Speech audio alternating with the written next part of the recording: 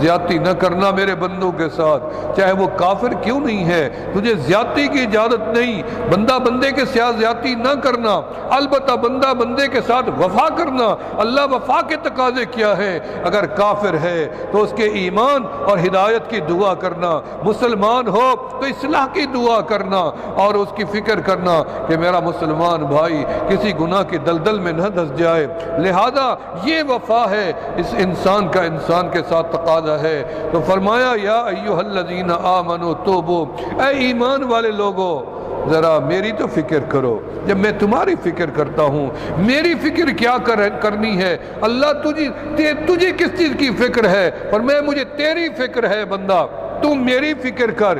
میری فکر میں صرف یہ ہے کہ میرا بندہ کب اپنے گناہوں کی معافی مانگتا ہے اور میں اپنے بندے کو معاف کروں۔ کوئی ماں اتنی شدت سے اپنے جدا بچے کے ملنے کا انتظار نہیں کرتی، کوئی بیوی اپنے بچھڑے شوہر کا شدت سے اتنی ملنے کا انتظار نہیں کرتی، کوئی شاگرد، کوئی استاد اپنے شاگرد کا نہیں کرتا، کوئی پیر اپنے مرید کا نہیں کرتا، کوئی سردار اپنی رعایا کا نہیں کرتا، جتنی شدت سے رب ذوالجلال اپنے نافرمان بندے کی توبہ کا انتظار فرماتے ہیں کہ کب میرا بندہ میرے در پہ آئے اور میرے سے معافی مانگے اور میں اپنے بندے کو معاف کروں۔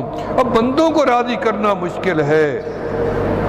کیوں مشکل ہے؟ وہ کہتے ہیں میں کتنی دفعہ درگزر کروں، میں کتنی دفعہ تجھے معاف کروں، کل تو تجھے معافی دی تھی، پھر تو نے یہ غلطی کیوں کر دی ہے؟ اب تو معافی تب ملے گی جب دو بندے بیچ میں بیٹھیں گے، اب تو تحریر بھی ساتھ لکھی جائے گی، اب تو ضامن بھی ساتھ لاؤ گے، اب تو شرائط بھی ساتھ طے ہوگی، اب تو جرمانہ بھی ساتھ پڑے گا۔ تو یہ مرلے اور شرائط انسان کے آگے رکھتا ہے۔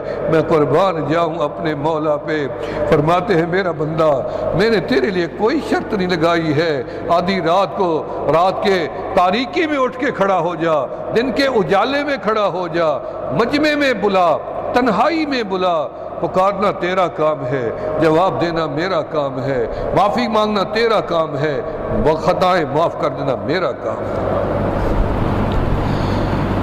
فرمایا تیرے گناہ زمین و آسمان کے خلاؤں سے کیوں نہ بڑھ جائیں، فرمایا میری رحمت تو اس سے بھی بڑی ہے، فرمایا میری رحمت ہر چیز سے بڑی ہے۔ ایک صحابی رسول میرے آقا علیہ السلام کی صحبت میں بیٹھے ہیں، رونے لگے۔ کملی والے نے فرمایا کیوں روتے ہو میرا صحابی؟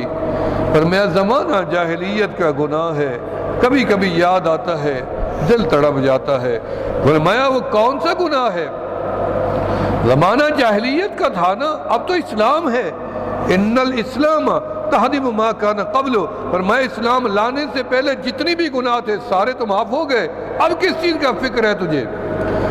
فرمایا نہیں یا رسول اللہ صلی اللہ علیہ وسلم، وہ میرا گناہ اتنی بڑا تھا، کبھی کبھی مجھے یاد آتا ہے تو میرے دل کو ہلا دیتا ہے، ایسا نہ ہو کہ میرا اللہ مجھے اس میں پکڑ لے۔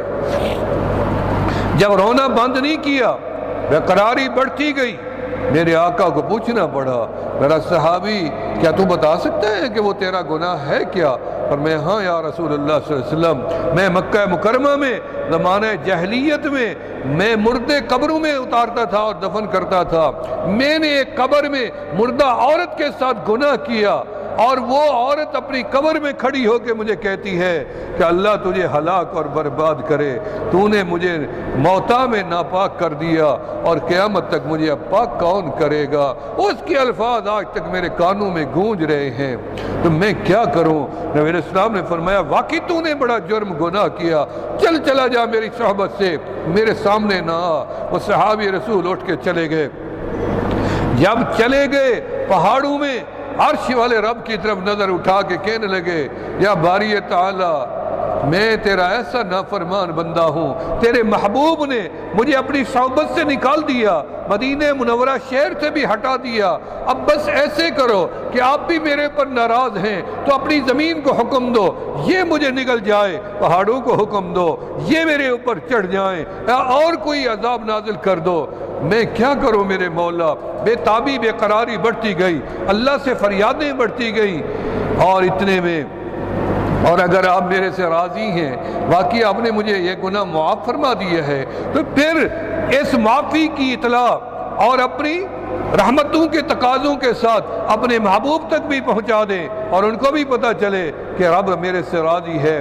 رب ذوالجلال نے جبرائیل امین علیہ السلام کو بلایا، جبرائیل جی رب جلیل جلدی جاؤ میرے محبوب کو میرا سلام پہنچاؤ۔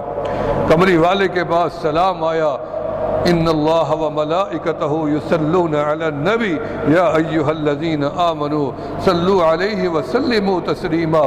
کیا رشتہ ہے، کیا ناطہ ہے، کسی نبی کے بارے میں رب نے یہ حکم نہیں دیا کہ میں اس کا نام لے کے صلاۃ درود پڑھتا ہوں، پر میں اپنے محبوب کے بارے میں ان اللہ و میرے فرشتے بھی ساتھ پڑھتے ہیں۔ اے ایمان والے لوگوں تم بھی پڑھا کرو میرے محبوب کے اوپر صلو علیہ وآلہ، فرمایا آپ صلی اللہ علیہ وسلم کے اوپر سلام بھی پڑھا کرو۔ فرمایا میرے سلام دو، سلام دیے گئے۔ یا رسول اللہ صلی اللہ علیہ وسلم آپ کے رب نے آپ کو سلام دیا ہے۔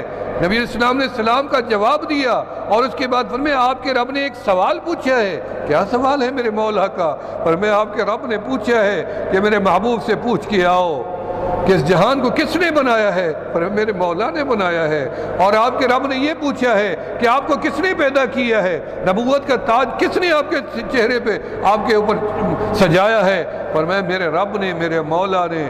فرمایا اور اس بندے کو کس نے پیدا کیا جس کو آپ نے صحبت سے یہاں سے نکالا ہے؟ فرمایا اس کو بھی میرے رب نے۔ فرمایا آپ کے رب فرماتے ہیں جب میں نے آپ کو پیدا کیا، میں نے مخلوق کو پیدا کیا، میں نے کل جہان کو پیدا کیا اور میں نے اس کو بھی پیدا کیا، میں اس کا بھی تو خالق اور مالک اور رب ہوں۔ تو فرمایا جب میں رب اس سے راضی ہوں تو آپ اس سے کیوں ناراض ہیں؟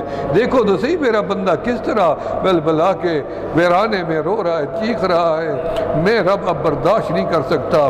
بھئی جن سے جس کا رشتہ ہوتا ہے ان سے پوچھو، وہ اپنے بچوں کا رونا برداشت نہیں کر سکتے، دنیا والوں کے آگے آپ دل سے جا کے آنسو گراؤ، وہ کہیں گے مکاری کے ہیں، عیاری کے ہیں، مطلب کے ہیں، لیکن والدین کے آگے آپ ایسے اوپر پہ آنسو گرا دو تو والدین کے کلیجے پھٹنے لگ جاتے ہیں کہ وجہ کیا ہے کہ میرا بیٹا آج مرجھایا کیوں ہے، آج کے اس کا چہرہ اداس کیوں ہے۔ مولا کریم اپنے بندوں کے رونے کو برداشت نہیں کرتے۔